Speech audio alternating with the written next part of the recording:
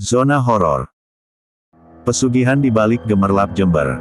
Lampu neon menyala redup di sepanjang jalanan Patrang, Jember, menari-nari di atas aspal basah yang baru saja disiram hujan. Bau tanah bercampur parfum murahan memenuhi udara malam, menjadi saksi bisu kehidupan yang berjalan dari satu kamar ke kamar lainnya. Di salah satu sudut warung kopi 24 jam, tempat pria-pria datang mencari pelarian dari kehidupan rumah tangga yang jenuh, ada seorang perempuan muda duduk bersandar di bangku plastik merah. Namanya Dinda. Dinda bukan nama aslinya, tapi di dunia malam, nama asli hanyalah sesuatu yang ditinggalkan bersama rasa malu di rumah. Dengan usia baru menginjak 22, Dinda sudah mengenal lebih banyak tubuh laki-laki daripada doa-doa ibunya dulu. Ia cantik, dengan rambut hitam panjang, kulit bersih yang masih terawat, dan senyuman yang bisa mematikan logika siapapun.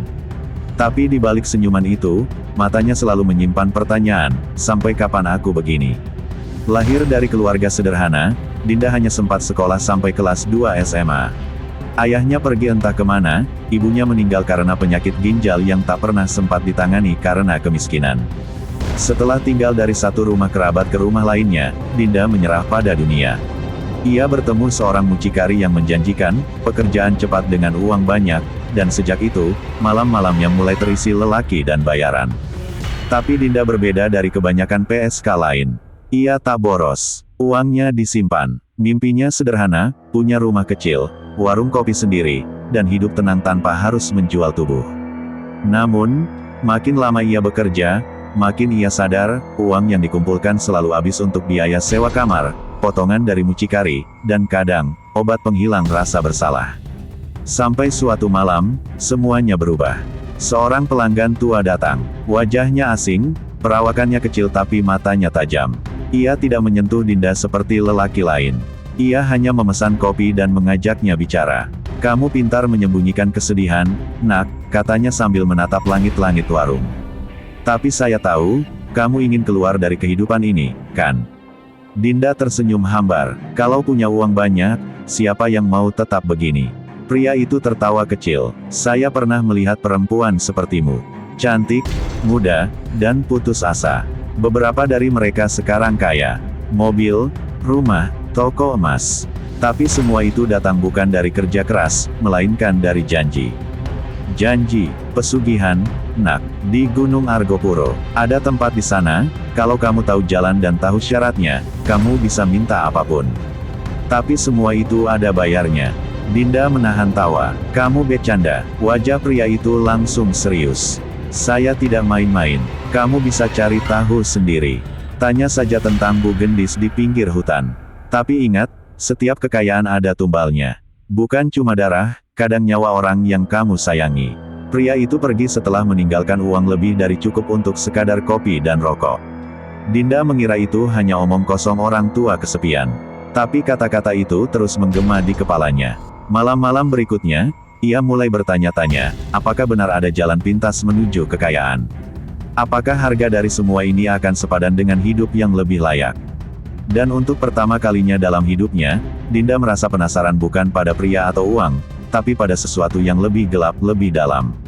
Sebuah janji yang datang dari dunia yang tak bisa dijelaskan dengan logika.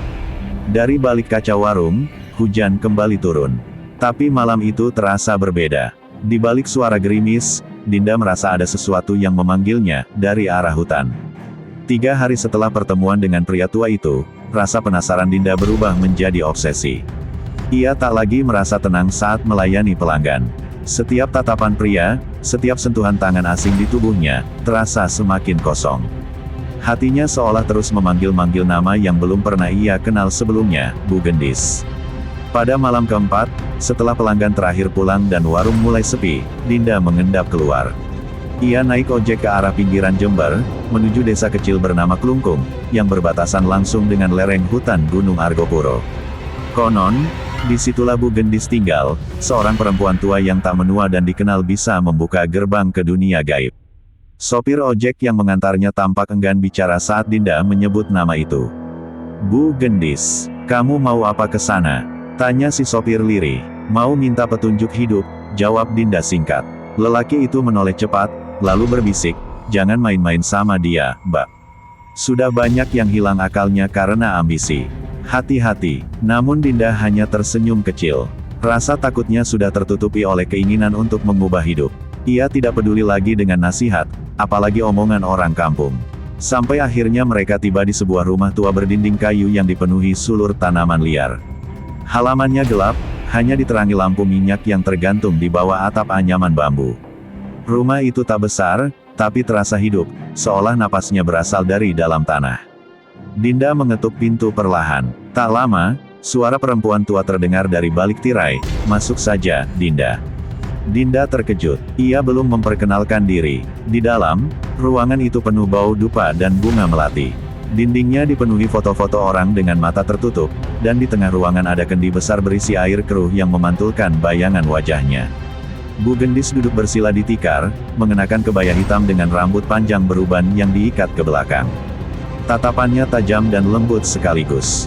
"Kamu datang bukan karena ingin tahu, tapi karena kamu ingin kaya." "Iya, kan?" Dinda mengangguk pelan. "Berani kaya, berani bayar," gumam Bu Gendis. Malam itu, ritual pertama dimulai. Di atas kain putih yang dibentangkan di tanah, Dinda diminta berbaring. Lilin merah menyala mengelilingi tubuhnya. Bu Gendis membacakan mantra dalam bahasa Jawa kuno, sesekali menyiramkan air dari kendi ke wajah dan dada Dinda.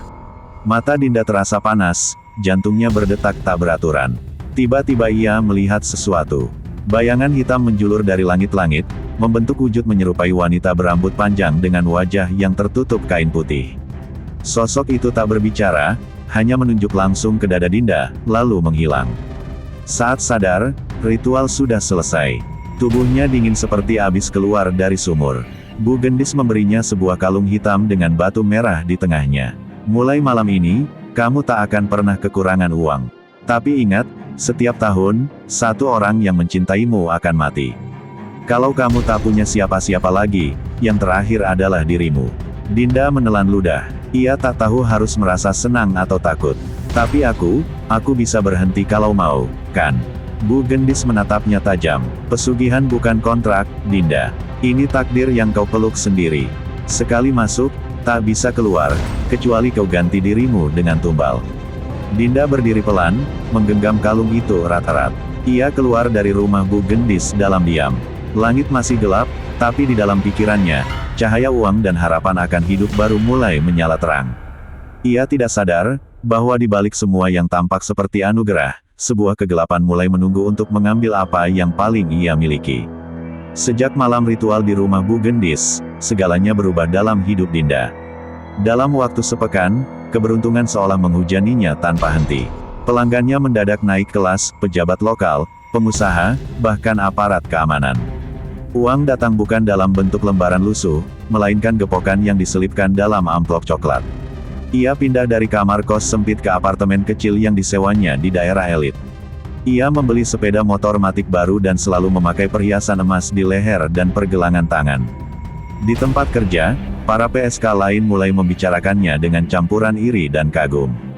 Bahkan mucikari yang biasanya sinis, kini mendadak ramah padanya. Dinda tersenyum puas. Kalung hitam pemberian Bu Gendis selalu ia kenakan. Ia percaya, itulah kunci keberuntungannya. Namun, di balik itu semua, ada sesuatu yang perlahan mulai berubah. Bukan dari luar, tapi dari dalam dirinya. Malam itu, Dinda duduk di balkon apartemennya. Ia memandangi kota Jember yang gemerlap, sambil menyeruput wine murah dari gelas kristal. Angin malam mengusik rambutnya, dan di kejauhan, suara anjing menggonggong panjang. Ia mengabaikannya, sampai ponselnya berdering. Satu pesan masuk, "Rina meninggal, barusan ditemukan di kamar mandi kos." Gantung diri. Dinda tercekat. Rina adalah satu-satunya sahabatnya sejak awal terjun ke dunia malam. Mereka sering berbagi makanan, bercerita tentang masa lalu, dan saling menguatkan saat salah satu dari mereka hampir menyerah. Tangannya gemetar. Ia langsung meluncur ke kos lama mereka, dan di sana, kerumunan sudah memenuhi lorong. Polisi berjaga. Tubuh Rina sudah dibawa ambulans, hanya tersisa bercak darah di ubin dan selendang yang tergantung di ventilasi. Tak ada yang tahu pasti apa yang terjadi. Beberapa bilang Rina depresi, beberapa lain menyebut ia kesurupan. Tapi bagi Dinda, semua itu terlalu kebetulan. Seminggu setelah ia melakukan pesugihan, orang terdekatnya tiba-tiba mati, dan bukan secara wajar. Pikiran Dinda melayang pada peringatan Bu Gendis, setiap tahun, seseorang yang mencintaimu akan mati. Air matanya jatuh. Tapi tidak ada waktu untuk berduka lama. Kehidupan terus berjalan, dan uang terus datang. Makin banyak, makin cepat. Bahkan ada seorang pelanggan yang menawarkan Dinda tinggal di Surabaya dengan kehidupan mewah sepenuhnya ditanggung. Namun malam-malamnya tak pernah lagi tenang. Ia mulai bermimpi buruk. Dalam mimpinya, Rina datang dengan wajah pucat, mata hitam seperti terbakar, dan mulut yang tak bisa tertutup.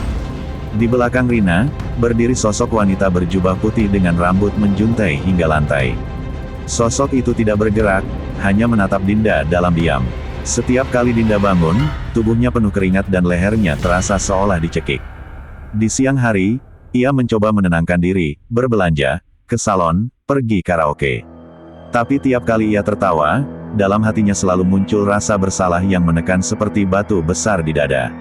Ia tak bisa melupakan tatapan sahabatnya di mimpi itu. Ia tahu, ini baru permulaan. Lalu, pada suatu malam, ia menemukan darah menetes dari dalam lemari pakaiannya. Ia buka perlahan, dan di sana, tak ada apapun. Tapi di cermin kamar, ia melihat sesuatu berdiri tepat di belakangnya. Ketika ia menoleh, tidak ada siapa-siapa. Dinda mulai sadar, pesugihan bukan tentang uang, tapi tentang seberapa banyak yang siap kau korbankan untuk tetap hidup dalam kemewahan. Dan satu persatu, orang yang mencintainya akan hilang. Rina baru awalnya, siapa berikutnya, ia tidak tahu. Tapi waktu terus berjalan, dan kutukan tidak pernah tidur. Setelah kematian Rina, Dinda mencoba menata kembali hidupnya, meskipun mimpi buruk dan suara-suara aneh masih menghantuinya tiap malam. Ia mulai mengurangi jam kerjanya dan lebih banyak menghabiskan waktu sendirian di apartemen. Namun, saat kesepian mulai memakan pikirannya, semesta mempertemukannya dengan seseorang, Raihan. Raihan bukan pelanggan, ia seorang fotografer jalanan yang sering nongkrong di kafe dekat apartemen Dinda. Awalnya mereka hanya saling lempar senyum, lalu berkenalan, kemudian akrab. Raihan berbeda dari lelaki-lelaki yang selama ini ditemui Dinda. Ia tidak menilai dari penampilan, tidak bertanya soal pekerjaan, tidak menyentuh sembarangan. Ia mendengar, dan lebih dari itu, ia membuat Dinda merasa hidup. Dinda mulai jatuh cinta, ia mulai merasa seperti perempuan normal. Mereka jalan bersama, berbagi cerita masa kecil, mimpi-mimpi sederhana seperti tinggal di desa dengan rumah kayu dan 2 anak. Bahkan Raihan pernah bilang, kalau kamu siap berhenti, aku siap mulai. Dinda nyaris percaya, mungkin ia bisa lepas dari semua ini. Tapi kalung hitam di lehernya tak pernah berhenti berdenyut. Kadang terasa panas, kadang dingin, seperti mengingatkannya, kau sudah membuat perjanjian. Dan setiap perjanjian, menuntut pembayaran. Suatu malam, saat Dinda tidur di pelukan Raihan, ia kembali mimpi. Kali ini lebih jelas, Rina muncul lagi, menangis darah. Di belakangnya, sosok wanita berjubah putih itu merangkak ke depan, kini lebih dekat, dengan kuku panjang menghitam dan suara mendesis. Dia akan mati, yang mencintaimu, yang kau cintai. Dinda terbangun dengan teriakan. Raihan langsung memeluknya, menenangkan. Tapi dadanya sesak, pikirannya penuh teror. Ia tahu, waktunya sudah dekat. Tumbal berikutnya sudah ditentukan. Dan sekarang, ia tahu siapa yang akan diambil. Beberapa hari kemudian, Dinda memutuskan sesuatu yang sulit, ia harus meninggalkan Raihan. Ia menjauh perlahan, tidak lagi mengangkat telepon. Tidak lagi membalas pesan. Ia kembali ke dunia lamanya, pura-pura sibuk. Pura-pura tidak peduli. Raihan kebingungan. Ia menunggu di depan apartemen berjam-jam. Menulis puisi di Instagram yang diam-diam Dinda baca dengan mata berkaca. Tapi Dinda tidak bergeming. Ia memilih menyelamatkan Raihan dengan cara paling kejam, menjauh. Namun kutukan tak bisa ditipu semudah itu. Malam itu, Dinda menerima telepon dari nomor tak dikenal. Apakah ini keluarga dari Raihan? Tubuhnya gemetar. Dia kecelakaan, Mbak. Motor ditabrak truk di Simpang Kaliwates. Kami temukan kalung dengan fotomu di dompetnya. Telepon jatuh dari tangannya. Dunia seakan berhenti berputar. Ia berlari ke rumah sakit, namun semuanya sudah terlambat. Raihan terbaring kaku di ruang jenazah. Wajahnya tenang, seolah masih menyimpan rindu. Dinda menangis sejadi-jadinya, tapi tidak ada yang bisa dikembalikan. Di luar, hujan turun deras. Dan dari balik kaca rumah sakit, sesosok perempuan berjubah putih berdiri di antara bayangan pohon, menatap Dinda dengan mata tak bersinar, tapi penuh kepuasan. Dinda kembali ke apartemen dengan jiwa hancur. Ia memegang kalung itu, lalu menariknya dengan marah. Ambil saja nyawaku. Jangan dia, kenapa harus dia? Tak ada jawaban. Hanya sunyi. Kalung itu tak bisa dihancurkan. Bahkan dibakar pun tidak hangus. Ia sadar, cinta bukan jawaban. Dan mulai malam itu, ia berhenti berdoa. Karena ia tahu, Tuhan sudah tak bisa menjangkau jiwa yang telah menjual dirinya pada kegelapan.